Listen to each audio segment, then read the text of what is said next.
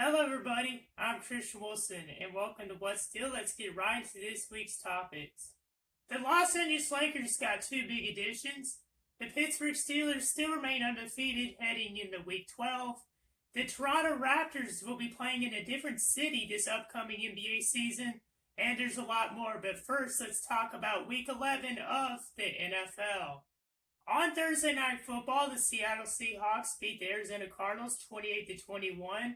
While on Monday Night Football, the Los Angeles Rams held on to beat the Buccaneers 27-24, which means that the Los Angeles Rams and the Seattle Seahawks are now tied at the top of the NFC West with a record of 7-3. The Pittsburgh Steelers remain undefeated with a record of 10-0 after crushing the Jacksonville Jaguars 27-3.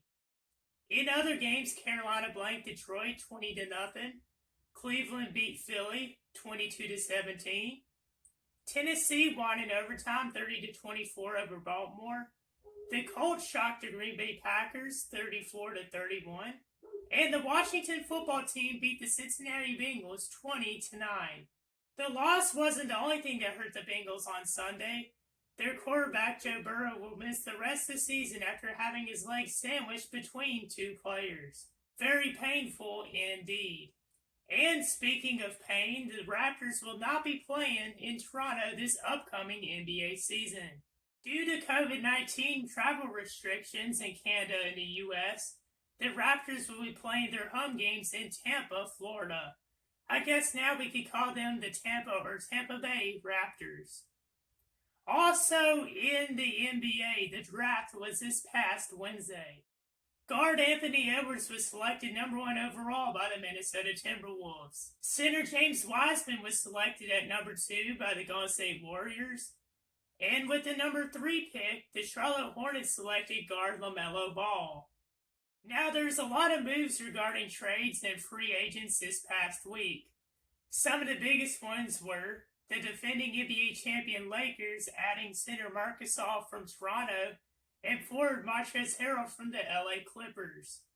Forward Gordon Hayward signing a 4-year deal with Charlotte. Forward Kelly Oubre Jr. went to the Warriors. Forward Al Horford was sent to OKC. Center Steven Adams got traded to the New Orleans Pelicans. And yesterday, center DeMarcus Cousins went to Houston. If you want to hear my thoughts on the draft and all the offseason moves so far, I'll be dropping a YouTube video on my channel this upcoming week, so stay tuned for that. Also in the news in college football, Week 12 had multiple upsets and cancellations. 15 games were either postponed or canceled because of coronavirus concerns or cases. Meanwhile, in the big games, number 1 Alabama crushed Kentucky 63-3. Number 3 Ohio State edged number 9 Indiana in a thriller 42-35.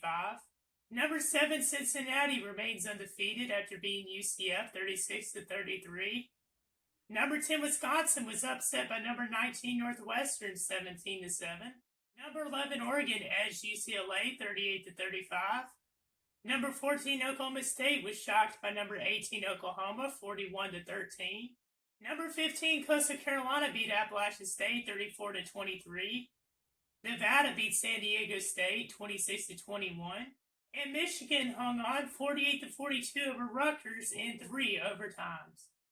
Also in college sports, today is the return of college basketball. Some of the games tonight are number 13 Michigan State versus Eastern Michigan, number 16 North Carolina versus Charleston, number 18 Arizona State versus Rhode Island at 7 p.m. Eastern Time on ESPN, number 22 UCLA versus San Diego State, and number 3 Villanova versus Boston College at 9:30 p.m. Eastern Time on ESPN. Tomorrow on Thanksgiving Day, there are 3 NFL matchups scheduled.